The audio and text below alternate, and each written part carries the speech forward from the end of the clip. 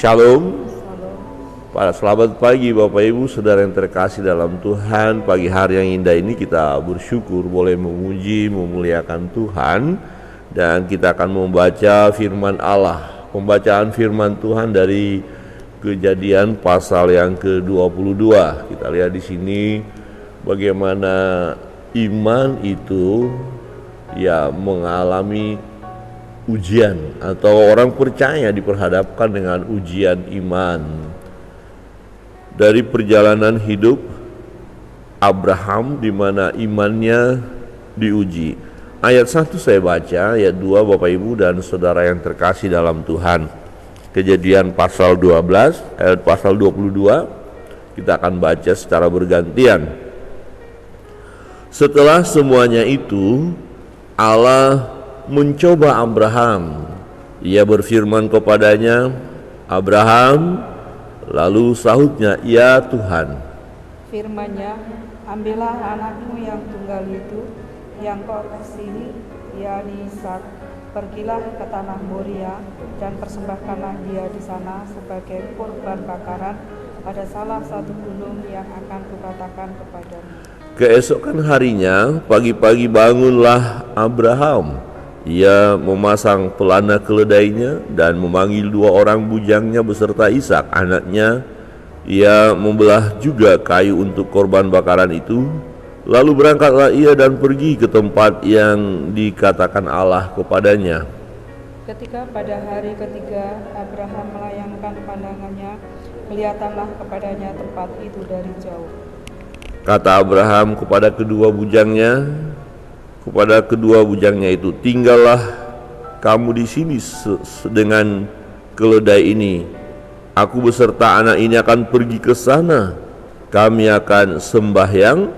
Sesudah itu kami kembali kepadamu." Lalu Abraham mengambil kayu untuk korban bakaran itu dan memikulnya ke atas bahu Ishak anaknya. Sedang di tangannya dibawanya api dan pisau. Demikianlah keduanya berjalan bersama-sama. Lalu berkatalah Ishak kepada Abraham ayahnya, "Bapa." Sahut Abraham, "Ya anakku." Bertanyalah ia, "Di sini sudah ada api dan kayu, tetapi di manakah anak domba untuk korban bakaran itu?" Sahut Abraham, "Allah yang akan menyediakan anak domba untuk korban bakaran baginya, anak." Demikianlah keduanya berjalan bersama-sama. Sampailah mereka ke tempat yang dikatakan Allah kepadanya. Lalu Abraham mendirikan mezbah di situ. Disusunnyalah kayu, diikatnya Ishak anaknya itu, dan diletakkannya di mezbah itu di atas kayu api. Sesudah itu Abraham mengulurkan tangannya, lalu mengambil pisau untuk menyembelih anaknya. Tetapi berserulah malaikat Tuhan dari langit kepadanya, "Abraham, Abraham." Sahutnya, "Ya Tuhan." "Jangan bunuh anak itu dan jangan kau apa-apakan dia, sebab telah kuketahui sekarang bahwa engkau takut akan Allah dan engkau tidak segan-segan untuk menyerahkan anakmu yang tunggal kepadaku." Lalu Abraham menoleh dan melihat seekor domba jantan di belakangnya yang tanduknya tersangkut dalam belukar. Abraham mengambil domba itu lalu mengorbankannya sebagai korban bakaran pengganti anaknya. Dan Abraham menamai tempat itu Tuhan menyediakan. Sebab itu sampai sekarang dikatakan orang, di atas gunung Tuhan akan disediakan. Untuk kedua kalinya berserulah malaikat Tuhan dari langit kepada Abraham. Katanya, "Aku bersumpah demi diriku sendiri, demikianlah firman Tuhan, karena engkau telah berbuat demikian, dan engkau tidak segan-segan untuk menyerahkan anakmu yang tunggal kepadaku. Maka aku akan memberkati engkau berlimpah-limpah dan membuat keturunanmu sangat banyak, seperti bintang di langit dan seperti pasir di tepi laut, dan keturunanmu itu akan menduduki kota-kota musuhnya.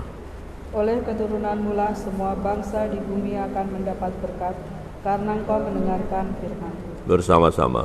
Kemudian kembalilah Abraham kepada kedua bujangnya, lalu mereka bersama-sama berangkat ke Berseba, dan Abraham tinggal di Berseba. Amin. Demikian jauh pembacaan firman Tuhan. Bapak, Ibu, dan saudara yang terkasih di dalam Tuhan, dalam peristiwa ini kalau kita lihat, ini satu ujian yang sangat luar biasa. Ya, kalau sebelumnya Abraham menghadapi ujian, boleh dikatakan kalau dalam studi ya, sekolah, ya pertama ujian SD dia lalui, mulai ujian SMP dilalui, mulai SMA. Nah, ini ujian yang kelas tinggi ya, puncak. Mungkin ini kalau mahasiswa ya S1 ini konferensi dan skripsi ya gitu ya, kira-kira. Ini rasanya menghadapi meja hijau itu ya, seperti mau mati rasanya ya.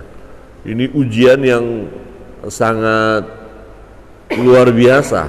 Nah, coba kita melihat bagaimana Abraham tetap mengikuti firman Allah walaupun ya ini suatu yang sangat berat. Ayat yang pertama berkata begini, setelah semuanya itu Allah mencoba Abraham. Setelah semuanya itu, setelah masa penantian yang cukup lama untuk mendapatkan seorang anak, ya, setelah bergumul sekian lama, bahkan dalam pergumulan itu sempat juga jatuh, ya, goncang juga, ya, setelah sekian lama berjuang berharap kepada Allah walaupun tidak ada dasar untuk berharap. Setelah semuanya itu, setelah perjalanan yang cukup panjang itu, kemudian setelah mengalami mujizat, setelah mengalami berkat Allah, setelah mendapatkan anak itu, anak yang dinantikan itu, kemudian Tuhan berkata apa? Persembahkan anakmu, korbankan anakmu. Wah, ini bukan sesuatu yang gampang loh Tuhan. Ini kan anak satu-satunya yang akan menjadi ahli waris. Saya akan menjadi ya pribadi yang sangat berbahagia karena janji Tuhan bahwa keturunanku akan banyak, keturunanku akan menjadi berkat, yaitu keturunan dari anak satu-satunya ini, Ishak. Loh, sekarang Tuhan bilang persembahkan, korbankan. Ini apa maksudnya? Wah, ini tidak mudah. Ini suatu yang berat sekali, ujian yang sangat luar biasa. Saudara, kita dalam perjalanan hidup kita banyak ujian-ujian yang kita hadapi untuk mempertahankan iman kita. Dan mungkin pernah kita mengalami ujian yang sangat berat.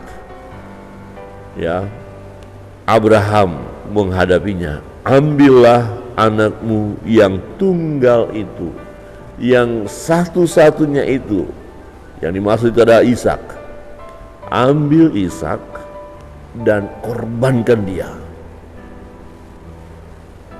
Apa yang dilakukan oleh Abraham? Dia taat, saudara. Dia taat. Ini sesuatu yang luar biasa ya. Seberat apapun ujian iman kita, kita harus taat kepada firman Allah. Ya, walaupun secara manusia kita ini akan mengalami kerugian besar. Ya, kita akan mengalami masalah yang besar. Tapi karena ini firman Allah, perintah Tuhan, Abraham lakukan. Ayat 3. Keesokan harinya, pagi-pagi bangunlah Abraham. Ia memasang pelana keledainya dan memanggil 2 orang bujangnya beserta Ishak anaknya. Ia membelah juga kayu untuk korban bakaran itu. Lalu berangkatlah ia dan pergi ke tempat yang dikatakan Allah kepadanya. Dia persiapkan semuanya, kayu untuk nanti membakar anaknya itu. Dia berjalan kemana Tuhan perintahkan. Dia pergi ke tempat yang dikatakan Allah kepadanya. Saudara, mungkin awal mempersiapkan itu, haduh Tuhan, ini anak yang saya kasihi harus saya korbankan ini. Ini permintaanmu Tuhan. Mungkin tidak terlalu ada getaran yang dahsyat barangkali waktu pagi hari itu berangkat. Tetapi kemudian semakin dekat tempat itu, Dia tahu semakin dekat peristiwa di mana dia akan bunuh anaknya, korbankan anaknya. Ini semakin gemetar luar biasa. Ayat 4, ketika pada hari ketiga Abraham melayangkan pandangannya, kelihatanlah kepadanya tempat itu dari jauh. Wow, sudah semakin dekat. Wow, ini hati pasti bergumul sedemikian dahsyat. Ini anak yang dikasihi loh. Ya, ini bukan benda-benda yang lain. Kadang-kadang kita benda saja diminta untuk kita korbankan, kita sudah begitu susah. Ya, mampukah kita mengorbankan? Kalau Tuhan bilang, jual rumahmu, ya, kemudian pakai uangnya untuk pelayanan, kita berpikir, Tuhan, terus kami tidur di mana? Jual mobilmu, kemudian pakai untuk pelayanan, Tuhan, terus kami kendaraan kami apa? Mau kemana? Jual hartamu, berat kan? Bukankah ada seorang muda yang datang kepada Yesus bertanya, apa yang harus aku lakukan? Ini sudah saya lakukan, ini sudah saya lakukan, ini sudah baik. Yesus bilang, baik, bagus. Sekarang jual hartamu, bagi-bagikan kepada orang miskin, kemudian datanglah kepadaku. Apa yang respon orang kaya itu? Dia sedih karena dia seorang pedagang, hartanya banyak.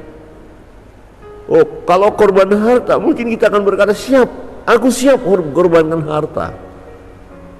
Ya, mungkin kita akan berkata, saya siap. Tapi kemudian anak yang kita kasihi, satu-satunya penerus. Wow, ini berat. Ini ujian yang sangat luar biasa. Setelah penantian yang begitu lama, kemudian Tuhan minta supaya anak ini dikorbankan.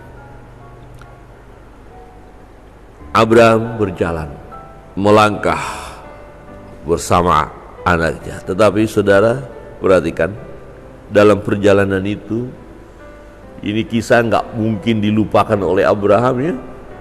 Ayat 6, lalu Abraham mengambil kayu untuk korban bakaran itu dan memikulkannya ke atas bahu Ishak.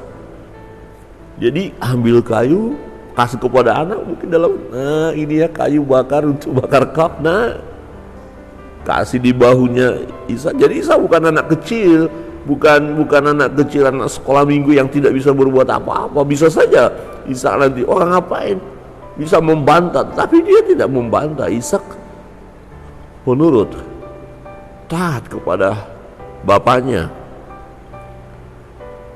Sedang di tangannya dibawanya api dan pisau, demikianlah keduanya berjalan bersama-sama. Ya, bujangnya sudah tinggal ya, mereka tinggal berdua. Bapak anak sedang melangkah. Sang bapak tahu apa yang harus dia lakukan karena Tuhan sudah minta supaya anak itu dikorbankan. Anak tidak tahu, tetapi anak taat kepada bapak. Melangkah. Ini langkah-langkah menuju kematian buat Ishak. Langkah-langkah menuju bahwa dia akan dikorbankan, dan ini langkah-langkah yang dahsyat dan sangat memilukan bagi Abraham. Dan langkah-langkah yang menunjukkan imannya harus tetap teguh. Dan waktu dia nanti akan membunuh, Abraham serius, dia akan bunuh. Nah, di bagian lain nanti kita lihat satu alasan yang luar biasa kenapa dia serius mau membunuh anak itu, karena firman Allah ya, karena perintah Tuhan, dan karena dia tahu bahwa Allah sanggup membangkitkan orang yang sudah mati, sanggup menghidupkan orang mati. Jadi dia punya pengenalan akan Allah yang luar biasa. Kira-kira begini,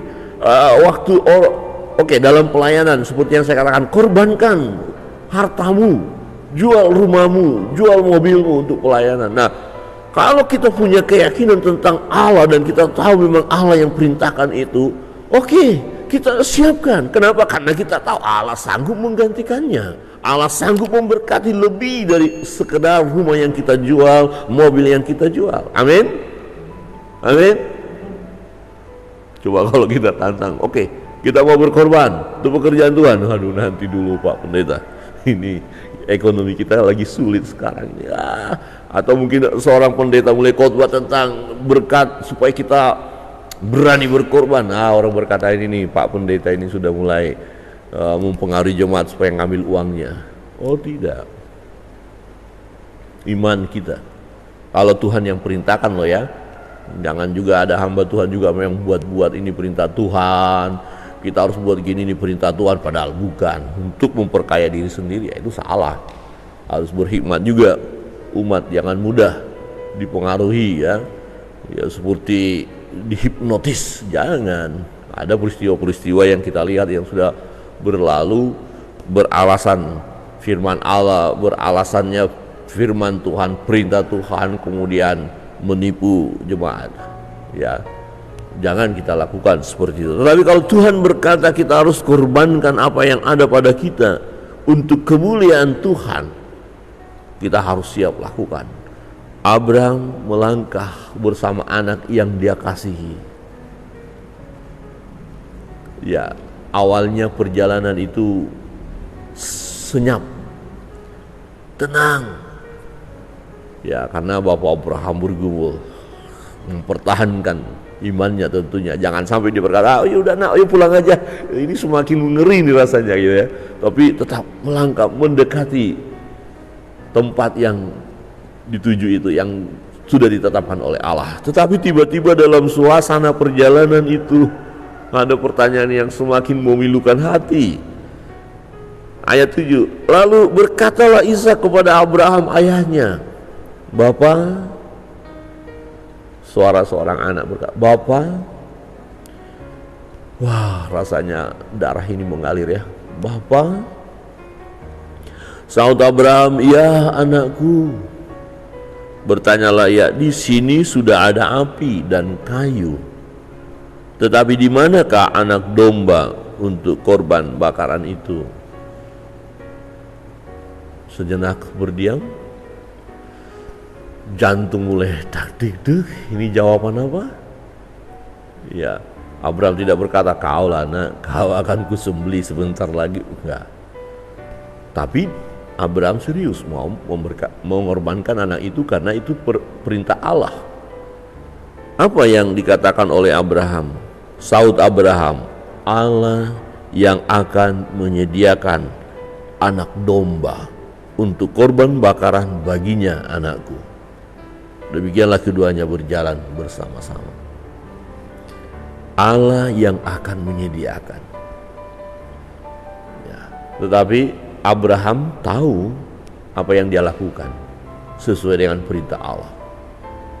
Tapi dia berkata Allah menyediakan. Bukan berarti dia berdoa, "Tuhan tolong dong gantikan." Tidak. "Tuhan buat mujizat supaya jangan anakku yang jadi korban." Tidak.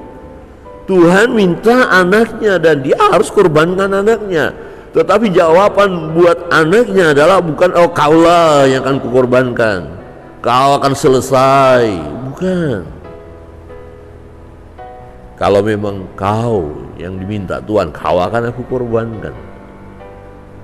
Tapi Abraham tidak berkata seperti itu buat anaknya. Tapi pernyataan iman yang luar biasa, Allah yang akan menyediakan.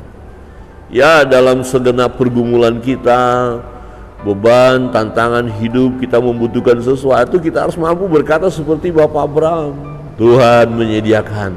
Amin. Tuhan menyediakan bagi kita, jangan takut. Oke, hari ini saya mau korbankan ini, jangan takut, korbankan saja kalau memang itu Tuhan mau. Tetapi Tuhan mampu menyediakan baginya apa yang kita perlukan, yang terbaik.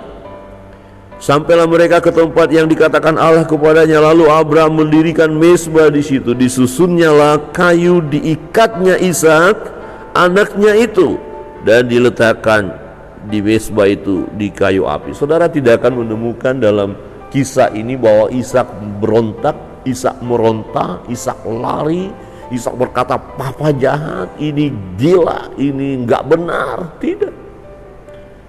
Karena Ishak mengerti siapa papanya, ayahnya. Dia tahu kalau memang itu yang terbaik yang harus dilakukan oleh ayahnya, dia siap untuk itu.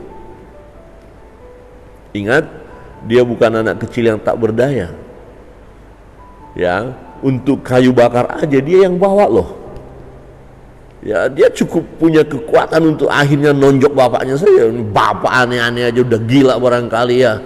Masa saya mau dibunuh? Bisa saja. Tetapi Ishak tidak lakukan itu. Abraham taat kepada perintah Tuhan. Anak itu, mungkin orang muda itu, diikatnya. Kemudian perhatikan apa yang dilakukan, mengambil pisau untuk menyembelih anaknya.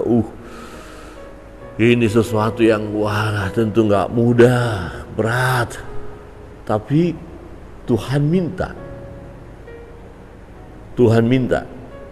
Ya, gambarannya seperti ini. Kalau kita mau melihat seperti Sadrak, Mesak, dan Abednego, di mana mereka harus mempertahankan imannya dan siap masuk dalam perapian itu. Ini tantangannya. Kesempatan untuk tidak masuk dalam api perapian itu ada, asal dia mau menyembah patung itu. Tapi kalau kita lihat Sadrak, Mesak, dan Abednego tidak meminta supaya Tuhan bela, tidak. Tuhan bela atau Tuhan tidak bela, tetap mereka akan menyembah Tuhan, akan taat kepada Tuhan. Dan akhirnya mereka masuk ke perapian. Di perapian itulah terjadi mujizat. Tapi mereka tidak minta mujizat loh. Mereka tidak berteriak-teriak, Tuhan buatlah mujizat, tolonglah. Nah, Abraham tidak berkata apa-apa, aku akan bunuh, tapi sebelum aku bunuh tolong ya, pegang tanganku ya, gantikan Tuhan yang lain. Serius, akan dilakukan. Ini detik-detik ujian iman yang luar biasa. Nah, ketika dia mau melakukan, terjadi sesuatu dari Tuhan. Ayat 12. Lalu ia berfirman, ya, waktu Abraham mau membunuh anaknya, ada suara kan? Malaikat Tuhan berkata dari Abraham, Abraham. Sautnya, ya Tuhan. Lalu ia berfirman, jangan bunuh anak itu dan jangan kau apa-apakan dia, sebab telah ku ketahui. Ini yang menarik, inilah intinya, ini yang dinantikan. Ya, telah ku ketahui sekarang bahwa engkau takut akan Allah dan engkau tidak segan-segan untuk menyerahkan anakmu yang tunggal kepadaku. Ini yang dinantikan Tuhan. Ada kalanya umat manusia, orang percaya, ketika berdoa minta berkat kepada Allah dan telah Allah berkati, terikat dengan berkat itu, bukan lagi terikat kepada Tuhan, tidak lagi terikat dengan firman Allah, asik dengan berkat. Dan ketika berkat itu minta untuk dikorbankan, betapa sulitnya kita mengorbankan berkat itu karena kita asik dengan berkat itu. Tetapi Abraham tetap tertuju kepada Tuhan. Dan firman Tuhan katakan dia tidak segan-segan mengorbankan anaknya yang tunggal. Wow, dahsyat. Dan layaklah dikatakan bahwa Abraham adalah bapak orang beriman, bapak orang percaya. Dia beriman, imannya teruji. Engkau takut akan Allah, tidak segan-segan menyerahkan anakmu yang tunggal kepadaku. Oleh tindakan iman yang dilakukan oleh Abraham, Tuhan memberi yang terbaik dan digenapi, ya. Ishak tidak jadi dikorbankan. Stop, berhenti. Aku tahu engkau teruji, sudah selesai. Hebat, imanmu hebat, dahsyat. Ada yang akan kamu korbankan. Abraham menoleh dan melihat ada domba yang telah Tuhan sediakan untuk dikorbankan. Ayat 14, dan Abraham menamai tempat itu Tuhan menyediakan. Yehova Jireh, Tuhan menyediakan. Sebab itu sampai sekarang dikatakan orang di atas gunung Tuhan akan disediakan. Saudara, seringkali kita begitu sulit mengalami mujizat dari Tuhan, perbuatan Allah atau Tuhan menyediakan bagi kita, karena kita terlalu fokus kepada apa yang ada pada kita, kita gak mau mengorbankan. Ya, beberapa waktu yang lalu ada hamba Tuhan yang memberikan ilustrasi. Ya, dia berikan kepada seseorang uang 20.000 dan orang itu pegang 20.000 itu di tangannya, digenggamnya 20.000. Kemudian seseorang lagi berkata kepadanya, kasihkan kepada orang lain yang 20.000. maka engkau akan mendapatkan 100.000. Tapi dia pikir dari mana 100.000? Ya kalau kamu kasih, kalau enggak. Dan dia tidak mau melepaskan genggaman daripada yang 20.000. Nah bagaimana dia bisa pegang yang 100.000? Karena yang 20.000 dia pegang begini. Nah kemudian karena diminta lagi, coba lepaskan yang 20.000 itu, berikan kepada yang lain. Kemudian dia mulai taat, dia berikan, terbuka tangannya, 20.000 diberikan. Akhirnya kan kosong, tangannya kosong sekarang. Nah kemudian ketika 100.000 nempel di tangannya, dia bisa pegang 100.000. Jadi siapkah kita melepaskan 20.000 kemudian dapat 100.000? Amin. Amin. Oh ini dahsyat loh. Seringkali susah sekali ya. Bahkan kita hancur oleh karena kita tidak mau melepaskan apa yang harus kita lepaskan tadi. Ya, kalau kita lihat ada satu ilustrasi yang menarik ya.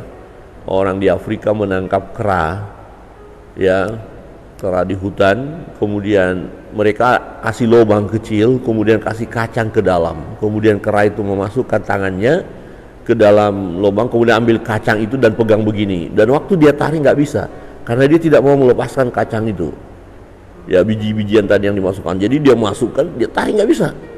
Nah kemudian orang yang datang sudah tinggal tangkap dia, pukul sudah selesai. Hancur hidupnya karena dia tidak mau melepaskan genggamannya tadi. Sebenarnya dia bisa selamat kalau dia lepaskan aja genggaman tadi. Apa yang kita genggam yang membuat kita hancur? Kalau itu membuat kita hancur, lepaskan saja. Setelah kita lepaskan, kita bisa memperoleh jauh lebih hebat, ya, lebih besar, lebih indah daripada Tuhan. Amin. Kalau sesuatu yang memang harus kita lepaskan, lepaskan saja dan kita akan bisa dapatkan. Tetapi ini tidak mudah, Bapak Ibu. Saya mau berkata tidak mudah. Apa yang dilakukan oleh Abraham tidak mudah. Tetapi dia mengalami ujian dulu. Ini ujian yang kelas berat ya. Tetapi sebelumnya dia sudah melihat, mengalami ujian demi ujian. Kalau saudara hari-hari ini mengalami ujian-ujian itu, katakanlah masih ujian-ujian kecil, agak berat, sangat berat, dan nanti akan sangat berat lagi. Tetapi karena kita sudah lulus, ujian demi ujian kita hadapi dan lulus, maka seberat apapun ujian nanti, kita sudah dilatih sebelumnya, maka ujian yang paling berat pun kita harus hadapi dan pada akhirnya kita menang. Amin. Kita akan menang. Di ayat 16, luar biasa. Katanya, aku bersumpah demi diriku sendiri, demikianlah firman Tuhan, karena engkau telah berbuat demikian, karena engkau telah berbuat demikian. Sekali lagi, karena engkau telah berbuat demikian, dan engkau tidak segan-segan untuk menyerahkan anakmu yang tunggal kepadaku, maka aku akan memberkati engkau berlimpah-limpah dan membuat keturunanmu sangat banyak, seperti bintang di langit dan seperti pasir di tepi laut, dan keturunanmu itu akan menduduki kota-kota musuhnya. Oleh keturunanmu lah semua bangsa di bumi akan mendapat berkat, karena engkau mendengarkan firman-Ku. Karena engkau mendengarkan firman-Ku, Tuhan akan memberkati kita berlimpah-limpah, membuat kita berhasil manakala kita dengar firman Allah dan tidak segan-segan mengorbankan apa yang kita punya jika itu Tuhan minta. Kiranya Tuhan memberkati kita. Mari terus melangkah, kita ikuti teladan daripada Bapak Abraham, di mana dia mendengarkan perintah Tuhan dan taat melakukannya walaupun sangat berat, tetapi pada akhirnya dia muncul sebagai pemenang dan Tuhan menyediakan yang terbaik baginya. Tuhan memberkati. Kita akan masuk dalam doa-doa kita, apapun pergumulan kita. Bapak Ibu Saudara yang terkasih dalam Tuhan, percaya kepada Tuhan, tetap berdoa. Kita miliki iman seperti Bapak Abraham. Walaupun akan ada ujian, tetap hadapi. Kita akan naikkan satu pujian, kemudian kita akan berdoa bersama-sama.